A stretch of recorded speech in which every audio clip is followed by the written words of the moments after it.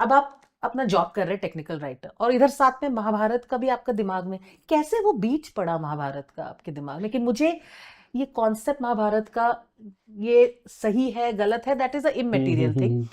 लेकिन आपको लगा कि नहीं, मुझे इसके बारे में और जानना है, क्यों लगा आपको ऐसा? देखिए, इसका जो आई थिंक सबसे पहला बीज पड़ा था वो मेरे ख्याल से नाना नानी के यहाँ पड़ा था।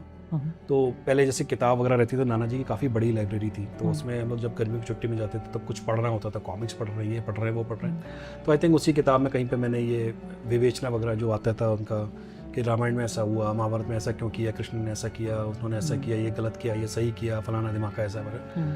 तो पहले तो आइडिया नहीं था ये क्या है, ठीक है अच्छी बात है, बट उस टाइम जब जॉब लग गया तो थोड़ा टाइम जो मैंने बोला ना 4 से वाला 6 से वाला टाइम जो मिला, मैंने कि यार ये वो पता नहीं पॉइंट में दिमाग में फंसा हुआ था वो। आपको यकीन नहीं था कि जो स्टोरी आपने सुनी है वो सही है? नहीं, मुझे पता नहीं मेरे दिमाग में शुरू से बैठा हुआ था कि सच आप खुद ही जान सकते हो और कोई बता नहीं सकता आपको। ओके। तो फिर मैंने कहा कि अगर ये सच है तो पढ़ के देख लेते ना क्या है। तो फिर मैंने और किताबें पढ़ी, तो उसमें भी कहीं किसी को कुछ कैसे, तो मैंने कहा यार ये सोर्स तो महाभारत ही है। अब उसमें किसी में लिखा कि फलानी जगह ऐसा हुआ, तो वह महाभारत में ये लिखा हुआ है। तो लिखा हुआ तो कहाँ लिखा है, किधर लिखा है, कैसा है? क्योंकि अभी तक अपन टेक्निकल राइटिंग में जो मैं आर्टिकल्स वगैरह लिख रहा था तो उसमें बाकायदा टेक्नोलॉजी के रेफरेंसेस वगैरह देख रहा था। प्रोसेस तो वो प्रोसेस यहाँ पर फील हो गया कि भाई ठीक है, अगर ये चीज़ यहाँ लिखी हुई है तो उसका रेफरेंस कहीं ना कहीं तो होगा। राइट।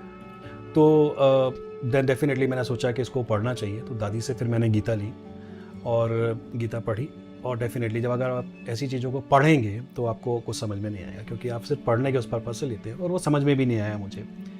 फिर रखी, थोड़ा बहुत पढ़ा, फिर छूट गया, थोड़ा बहुत इधर उधर पढ़ा। बट डेफिनेटली पुणे जब आया तो, और ये जब कहानी दिमाग में कुछ चल रही थी कि ऐसा क्यों वैसा क्यों, तो एक तो महाभारत का नाम सुन के मतलब इतना बड़ा, और वो इतने कैरेक्टर, और दिमाग में वो बी आर चोपड़ा वाली महाभारत का जो इमेजिन पड़ा, इतने कैरेक्टर्स नाम ही याद नहीं रहते हैं उनके। तो मैंने कहा अपने बस का नहीं है। तो लेकिन फिर 4 से 6 बजे जो टाइम मिला मेरे को, अच्छा उस time work from home type का कॉन्सेप्ट नहीं था, लैपटॉप्स वगैरह इतने ज़्यादा प्रोमिनेंट नहीं थे, तो वो पूरा टाइम घर का अपना पर्सनल टाइम था। फिर मैंने पढ़ना शुरू किया धीरे धीरे, तो डेफिनेटली फिर रेफरेंसेस निकाले, कुछ निकाले, नहीं आया। फाइनली मैंने कहा कि अब मैं महाभारत पढ़ के ही देखूंगा क्या है ये। तो कौन सी महाभारत पढ़ी आप? वेद व्यास जी की।